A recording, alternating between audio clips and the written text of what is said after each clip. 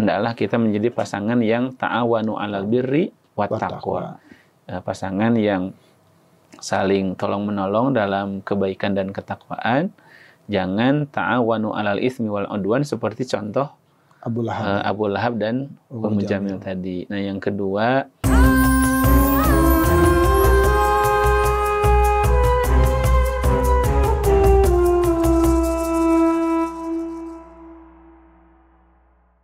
Bismillahirrahmanirrahim. Assalamualaikum warahmatullahi wabarakatuh. Waalaikumsalam warahmatullahi wabarakatuh. Selamat berjumpa kembali sahabat-sahabat IKADI dengan notasi ngobrol tafsir santai dan berisi.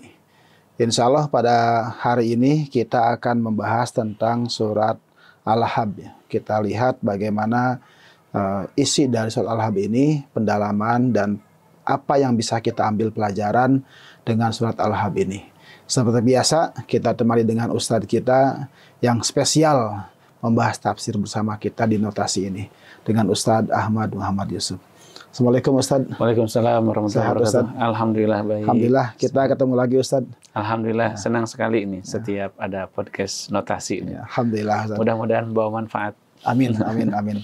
Ustadz, sekarang kita coba bahas surat Al-Ahzab Ustadz ya. Insya Allah, insya Allah. Kita coba elaborasi seperti apa sih surat Al-Ahzab ini dan apa yang bisa kita ambil pelajaran dengan surat Al-Ahzab ini. Ya. Mangga Ustadz. Ya. Bismillahirrahmanirrahim. Assalamualaikum warahmatullahi wabarakatuh. Assalamualaikum warahmatullahi. Sahabat-sahabat IKADI, terima kasih sudah mendukung dan juga mensupport ya kegiatan kita dalam notasi ini, ngobrol santai, ngobrol tafsir santai berisi ya. Nah, sebelumnya kita sudah mempelajari 3 atau 4 surat ya. Surat Al-Fatihah, kemudian surat Al-Ikhlas, Al-Falaq, An-Nas, dan kita insya Allah kali ini coba sama-sama mengkaji surat yang ke-111 ya, surat Al-Masad ini. Surat ini dinamakan surat Al-Masad ya karena ada kalimat Al-Masad, yaitu sabut ya, sabut kelapa.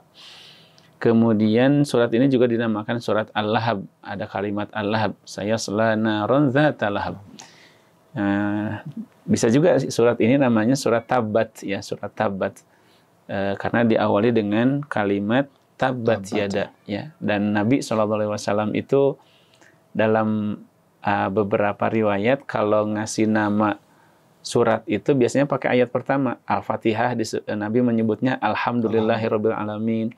Surat Al-Mulk beliau menyebutnya Tabarakalladzi biyadihil mulk ya. Nah, surat Al-Masad ya kita sebut surat Al-Masad atau Al-Ahzab ini surat Makkiyah, surat yang diturunkan di Mekah, dan surat ini erat kaitannya dengan kisah Nabi SAW dalam menghadapi berbagai tantangan dakwah di periode pertama ya, periode Makkiyah. Kita baca dulu ya. A'udzubillahi minasyaitonirrajim. Bismillahirrahmanirrahim. Tabbat yada abi lahabi wa tab ma aghna anhu maluhu wa ma kasab sayasla naran dzata lahab wa imra'atuhu hammalatal hatab fi jidha hablum mim masad. Ayat yang pertama, tabbat yada abi lahabi wa tab. Celakalah kedua tangan Abu Lahab, wa tab, dan dia benar-benar celaka. Surat Al-Lahab dan khususnya ayat pertama ini ada sababun nuzulnya ya, ada sababun nuzulnya. Sebab-sebab turunnya surat ini. Jadi dikisahkan bahwa Nabi SAW itu ketika berdakwah beliau keluar, di sini namanya beliau pergi ke daerah namanya Batha, dan beliau naik bukit ya. Ya zaman dulu kan belum ada pengeras suara, belum ada media sosial, jadi dakwah itu masih dengan kondisi seperti itu ya, kondisi sangat sederhana. Nabi kalau mau ceramah ya, kalau mau menyampaikan sesuatu, naik ke atas tempat yang lebih tinggi. Batha itu kota ya? Batha itu atau ya nah, kalau disebut kota juga mungkin ya, Mekah saat itu kan sedikit ya penduduknya. Tidak jauh lah dari Mekah.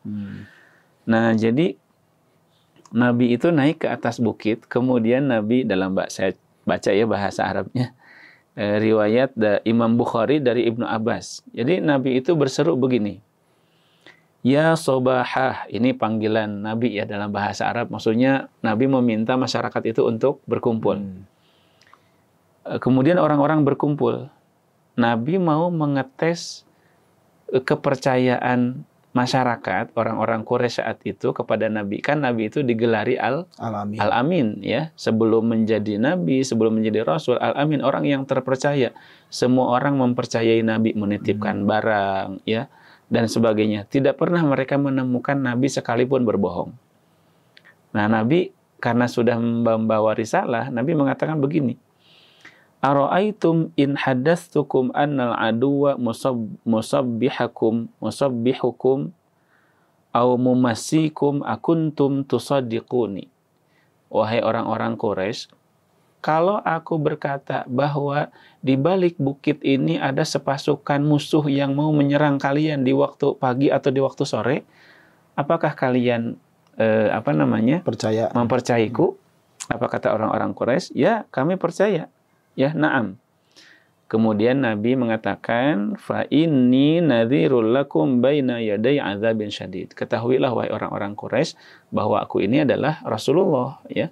Rasulullah yang diutus oleh Allah untuk memberi peringatan kepada kalian bahwa sembahlah Allah, bahwa nanti setelah kematian itu ada hari kiamat, ada surga, ada neraka. Nah, ketika dibilang seperti itu, kebanyakan orang-orang Quraisy dan hampir semuanya ya tidak percaya. Nah, disitulah Abu Lahab itu muncul. Abu Lahab itu muncul dengan mengatakan, tabban laka alihadza jama'tana, celaka kamu wahai Muhammad, apakah untuk ini engkau kumpulkan kami semua, capek-capek kumpul, cuma mau dengerin kamu ceramah begitu, yang kata Abu Lahab mungkin bahasa kita cuma omong kosong ya, mereka tidak percaya. Nah, ketika Abu Lahab mengatakan tabban laka alihadza jama'tana, mengatakan kepada Nabi celaka kamu, maka dibalas oleh Allah dengan diturunkan surat Tabbat Yada. Justru yang celaka itu adalah Abu Lahab. Tabbat Yada Abi Lahabi wa Tab. Nah, sekarang mungkin kita berbicara siapa itu Abu Lahab. Abu Lahab ini sebenarnya dia gelar yang diberikan Abu Lahab, atau gelar yang diberikan oleh orang-orang Quraisy. Bukan anaknya Lahab, bukan? Bukan. Namanya. Ya. Jadi anak pertamanya Lahab, bukan? Ya. Jadi ini ya sebenarnya kunyah. Jadi Abu Lahab itu kan kunyah ya dalam bahasa Arab. Kunyah itu bisa diambil dari nama anak yang pertama, atau misalnya kunyah itu bisa diambil dari orang itu terkenal karena apanya. Misalnya orang dikenal karena baik kepada anak yatim, Abul Yatama gitu ya. Orang dikenal karena kebaikannya, Abul Khair. Nah, Abu Lahab ini dikenal karena dia wajahnya bercahaya ya. Ini sayang sekali ya. Orang jahat tapi wajahnya bercahaya gitu. Maksudnya ganteng gitu ya, orangnya ganteng. Abu Lahab. Nah, nama sebenarnya adalah Abdul Uzza ya. Abdul Uzza, dan bahkan kunyahnya adalah Abu Utaibah ya. Nama anaknya Utaibah. Abu Utaibah. Nah, Abdul Uzza bin Abdul Muttalib. Jadi Abu Lahab ini adalah pamannya, masih nyambung ya. Ya, pamannya Nabi SAW.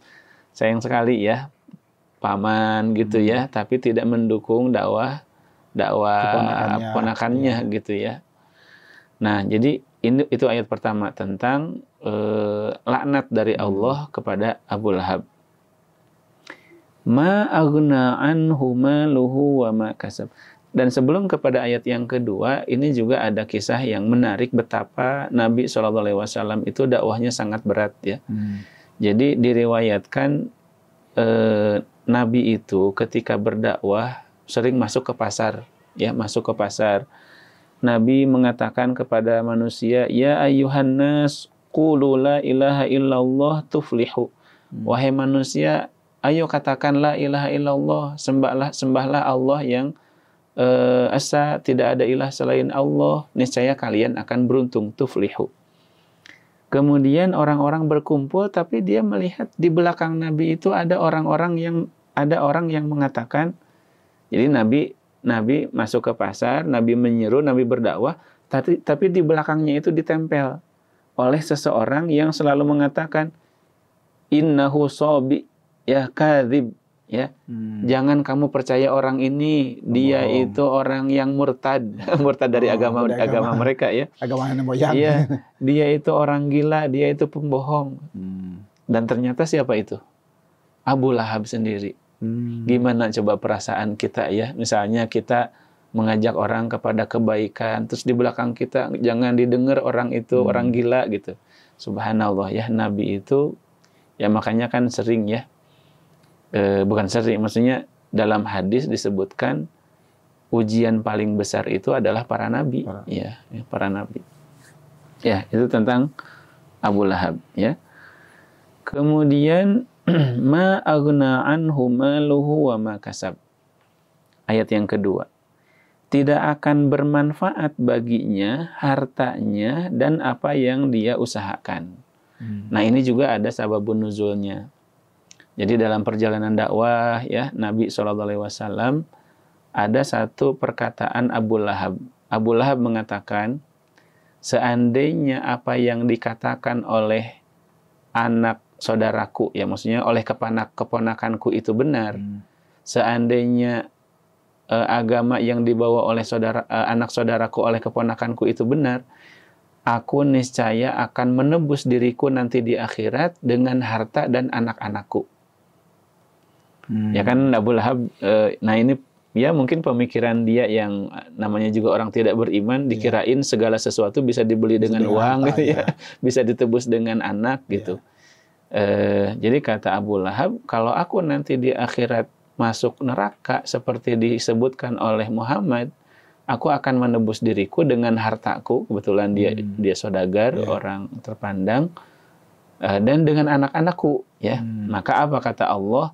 Ma aghna anhu maluhu wa ma kasab. Tidak akan bermanfaat baginya hartanya dan juga anak-anaknya. Nggak bisa ya, termasuk kita juga ya. Nah, termasuk ayat ini juga bukan berarti untuk Abu Lahab saja ya, untuk kita juga ya. Kita itu kalau harta kita tidak digunakan untuk kebaikan ya, anak kita tidak disiapkan untuk menjadi investasi akhirat ya, ya mereka itu tidak akan bermanfaat bagi kita ya. Bahwa tidak membawa kebaikan gitu ya, ketika harta dan anak tidak kita arahkan untuk menyelamatkan di akhirat Ustaz ya. Iya betul ya kan, di akhirat itu kita bertanggung jawab untuk diri sendiri ya. Diri sendiri. Ma aghna anhu maluhu wa ma kasab. Sayasla naran dzata lahab. Dan Abu Lahab itu akan masuk neraka ya, masuk api neraka yang menyala-nyala. Nah, kemudian bagian yang kedua dari surat Al-Lahab ini atau surat Al-Masad ini, ayat 4 dan ayat 5 berbicara tentang istrinya Abu Lahab. Siapa istrinya Abu Lahab? Kalau suaminya panggilannya Abu Lahab, kalau istrinya itu panggilannya Ummu Jamil, ya kunyahnya ataupun gelarannya Jamil. Jadi sebenarnya Abu Lahab itu tadi kenapa disebut Abu Lahab, karena dia wajahnya cerah gitu ya. Cuma sayang orang yang jahat. Termasuk istrinya juga Ummu Jamil. Jamil itu apa? Cantik. Artinya dia memiliki paras yang cantik ya. Artinya Abu Lahab dari tokoh terpandang, istrinya juga anak dari tokoh terpandang. Ummu Jamil ini nama sebenarnya adalah Arwa bintu Harbin bin Umayyah. Arwa bintu Harb. Jadi Ummu Jamil ini adalah saudara perempuannya Abu Sufyan.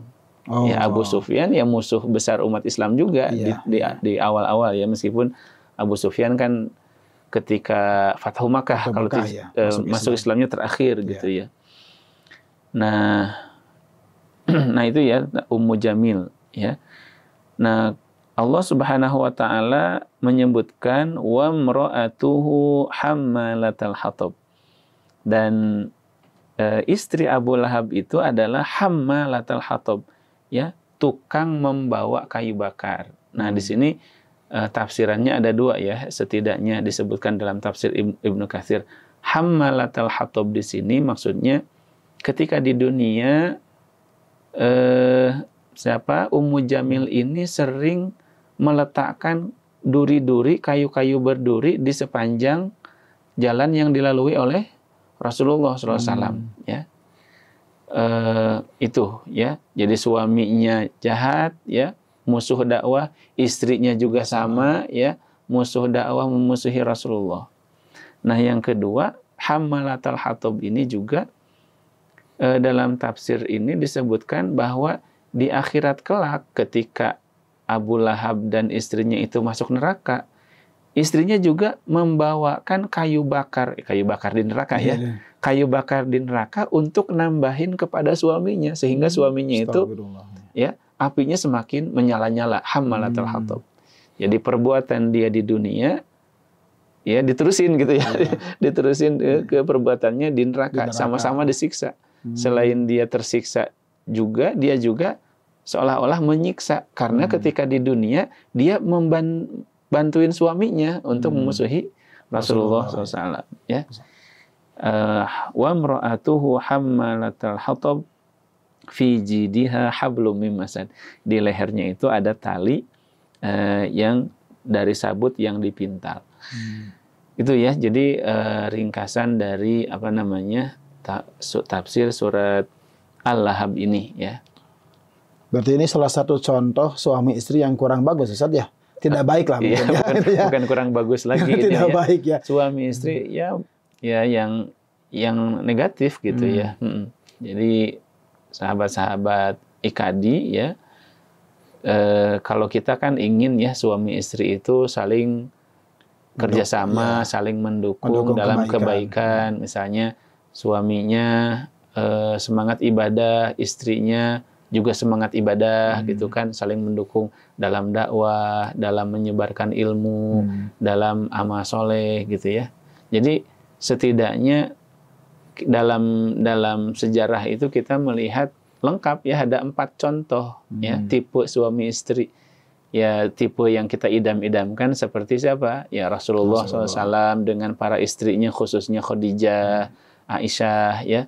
Rasulullah sebagai Rasul, orang yang paling baik, yang paling sempurna. Khadijah juga sebagai orang yang pertama beriman ya Khadijah.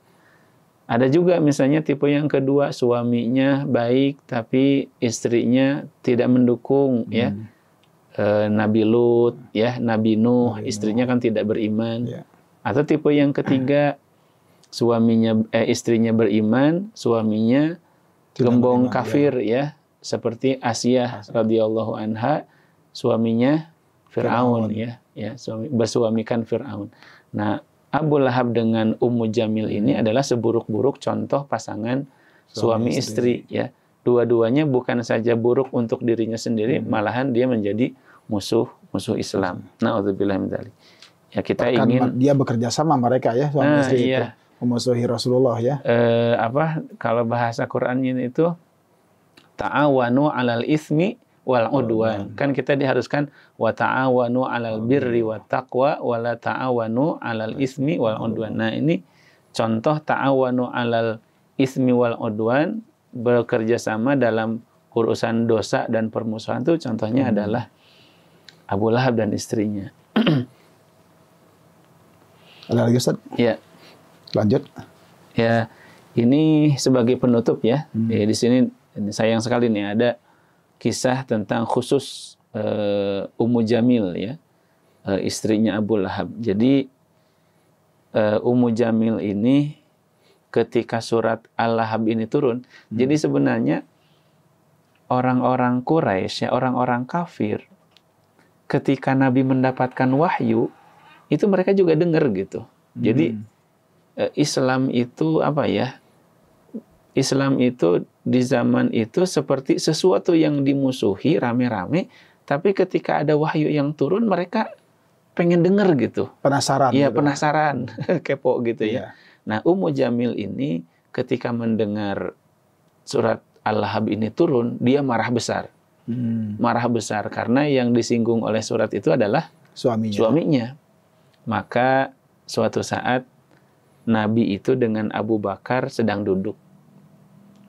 Dan Abu Bakar melihat, ya Nabi dan Abu Bakar melihat Ummu Jamil itu datang dengan bergegas, dengan dalam keadaan marah. Sampai Abu Bakar itu takut, ya Rasulullah itu Ummu Jamil datang dengan marah gitu ya.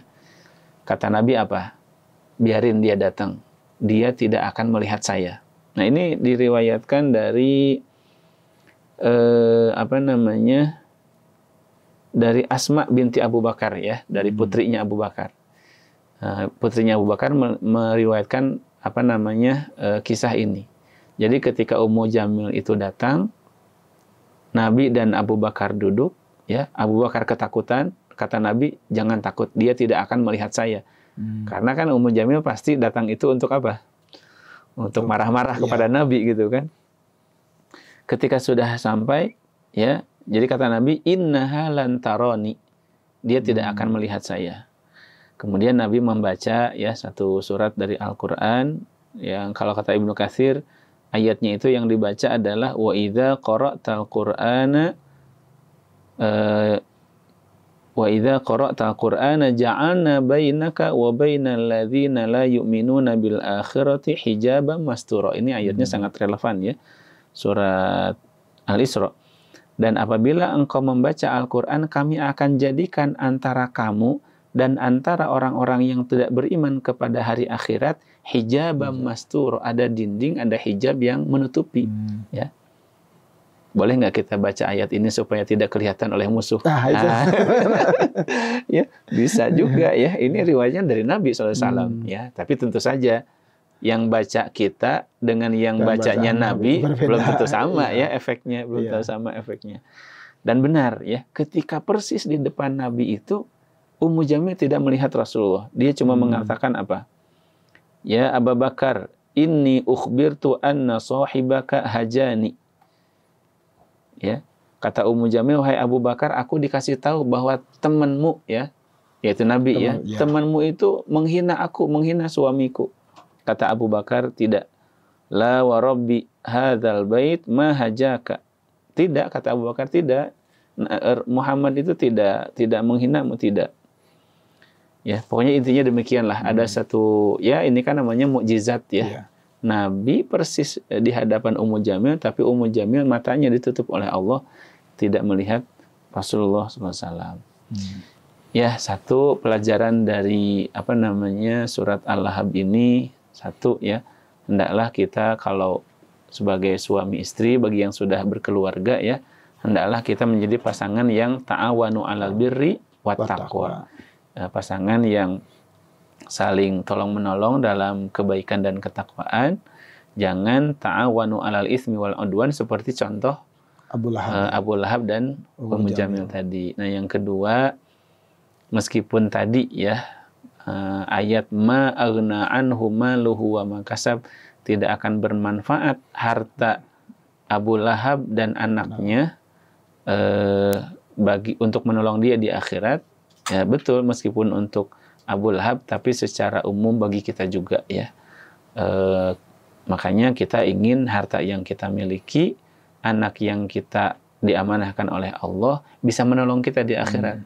Bagaimana caranya harta kita bisa menolong kita di akhirat? Ya insya Allah sudah pada tahu ya, dengan sedekah, dengan amal soleh, gunakan harta itu dalam kebaikan.